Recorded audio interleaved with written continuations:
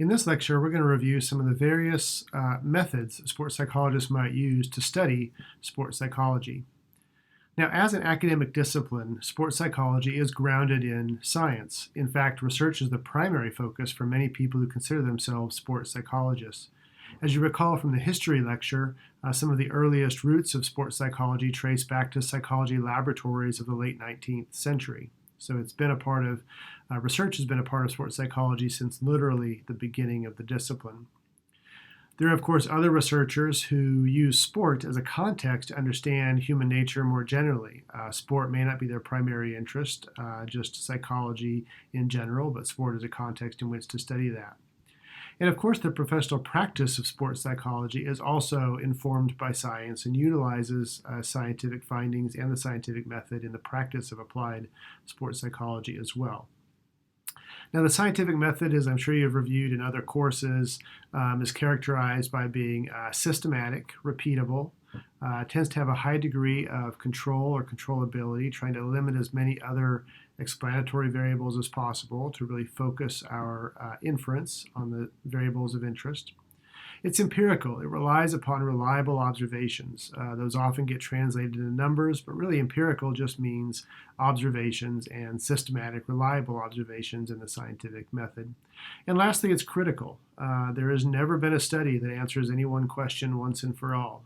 Studies undergo peer review, and other people do new studies to challenge the findings of old studies. And so the scientific method is constantly evolving and renewing over time. Now, there's a number of different ways that sports psychology uses the research process. One of the goals of science is often to develop theory.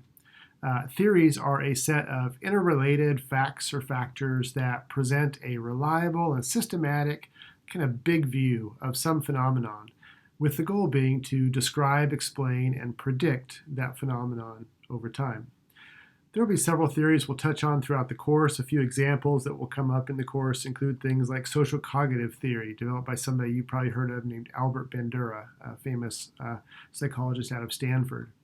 Social cognitive theory simply predicts that the things that we think, the things we believe, the expectations that we may have, the guesses we make about the future, tend to predict what we feel and what we do. And that's social cognitive theory broadly. And of course, that influences a lot of what we'll talk about in the course. Another theory is social facilitation theory by a famous psychologist named Zayats. And this predicts that doing tasks in the presence of others, so in a social context, actually facilitates performance of many tasks. That you do things better or have more strength or endurance when you're in the presence of others than when you're simply by yourself. That's another example of a theory. We'll again, as I said, return to several of these throughout the course. Now, there's a variety of different research methods that you might see used in sports psychology. We'll come across these throughout our course. One of the first we might recognize is the correlational or observational methods. These are methods that typically have the goal of trying to understand an association between two or more variables. In these kinds of studies, there's typically no manipulation or changing of the variables of interest or the independent variables. We're just simply observing associations.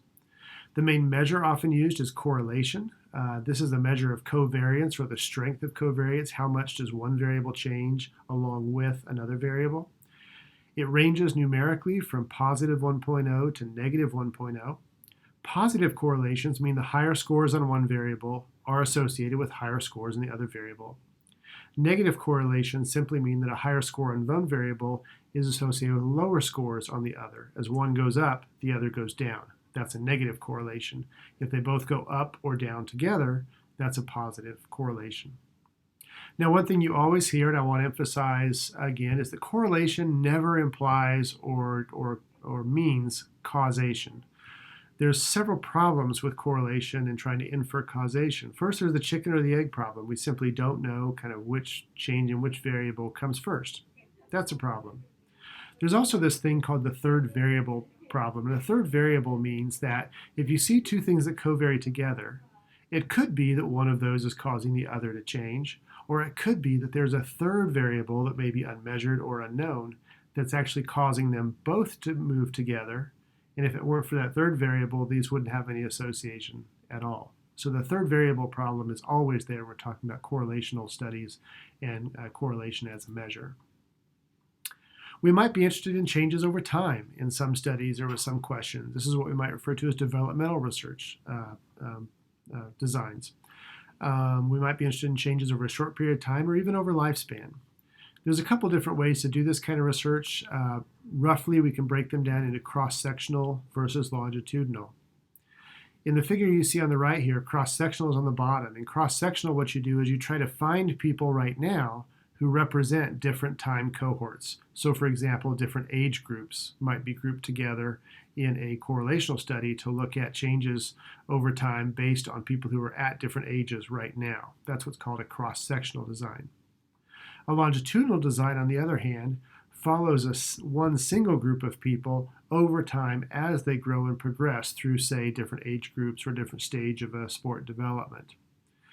Longitudinal designs are often preferable. They give us better answers, typically more rigorous and strong inference answers, but there's a number of limitations. For example, you can lose participants over time. If you follow people, especially over a long period of time, you just lose track of them, or some of them may die or move away, or simply choose to not participate anymore.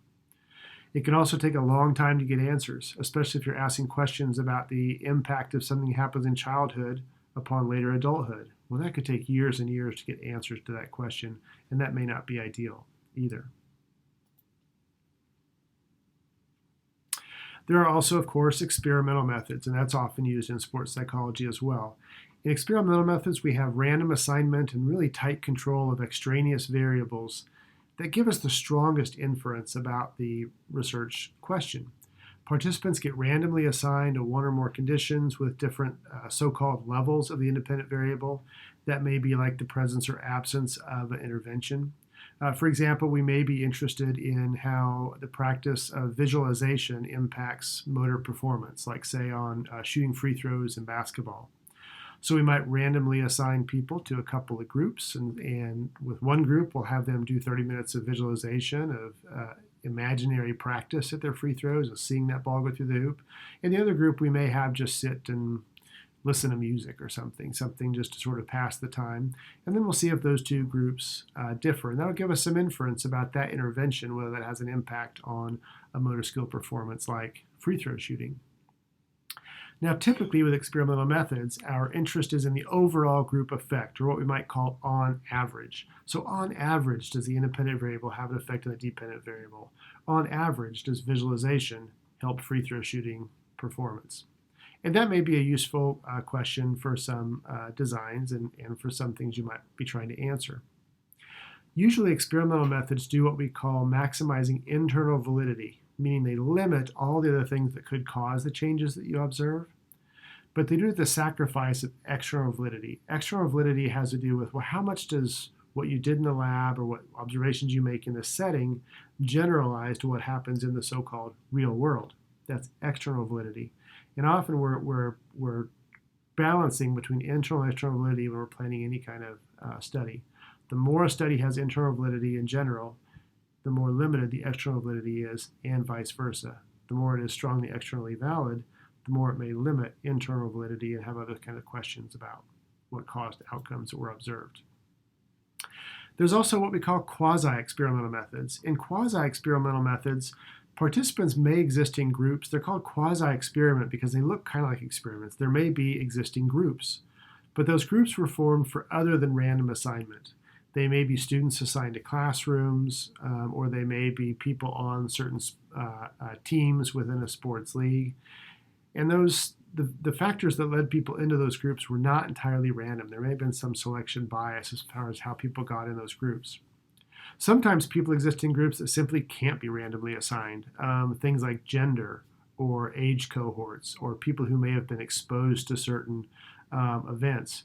Those just are or they aren't. We can't really manipulate that for folks, and so sometimes we use quasi-experimental methods to understand those as well. Because there's not random assignment, the conclusions we draw in quasi-experimental methods are very similar to those in correlational studies. We really can't infer causation as much as we might want to. Now, there is a challenge for the experimental method within sports psychology, and that's because in sports psychology, often we're not that interested in average performance. We're interested in improving the performance of people who are already outliers. They're already what we might call elite performers at their particular sport. If you think about the typical experimental design, you might have a control group, and then you might have an experimental group. These graphs illustrate the normal curve of the outcomes that you might see on a dependent variable. If you think about my example earlier, if we were going to investigate the impact of visualization on basketball free throw shooting performance, and say we recruit a bunch of undergraduate students, maybe who have a wide variety of experience and abilities at basketball, randomly assign them to two groups, and then do our intervention and see if it has an impact. We might find that on average, people who visualize among that broadly diverse, experienced, and skilled group of basketball players, on average, visualization might have helped people. They did a little better. That's what our outcomes might look like in an example like this. And so the dependent variable of interest would be represented by these two arrows of the averages of those two groups and seeing if those averages differ. And that can be useful to answer a lot of questions. The problem is when we're in some areas of applied sports psychology is that we're not interested in the performance of an average person. We're interested in exceptional performance by a select few, those kind of elite performers, those who have lots of experience, talent, skill, training, preparation. And we're trying to figure out how can we make them a little bit better, and how can we understand whether we made those folks better. There's a couple ways I suppose you could do that. You could try the traditional experimental method and recruit a bunch of similarly talented, trained people, but you're often going to have a very small group. Think, for example, if you're trying to determine whether an intervention helps somebody qualify for the Olympic team or to make the podium at an international competition. That's a pretty small group of folks, even if you got all of them to participate.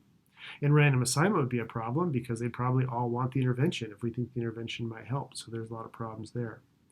So there's a lot of questions about whether we can use experimental method with these kind of folks. Luckily, there are a few other things that we can do.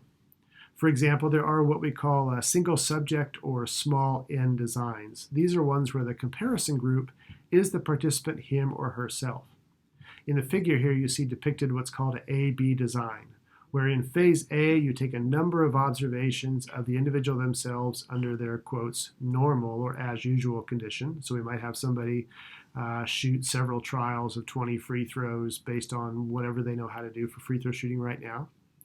Then you do the intervention. For example, we might have them do some visualizations. And then we'll have them do several trials after the intervention, or once the intervention is in place, to see if compared to their own selves before, they get a little bit better. That would be an example of a single subject or small n design. We can also do qualitative studies. Qualitative studies don't use the same kind of reliable measurement and observations we do in most experiments, but they use interviews typically and narratives, and we look for themes that emerge that help us to generate hypotheses or conclusions about things.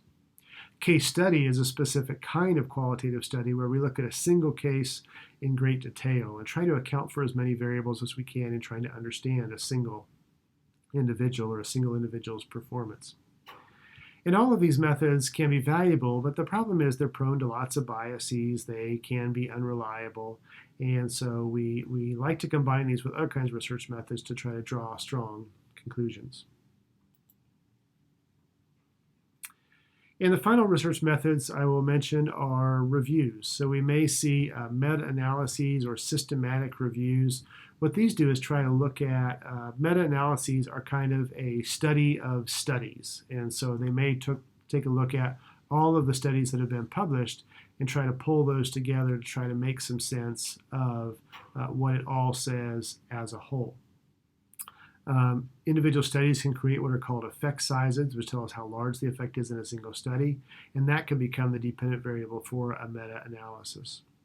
So in meta-analyses and systematic reviews, our main participants in the study are other studies, and we're trying to combine those in reliable and rigorous ways to draw conclusions about the literature overall.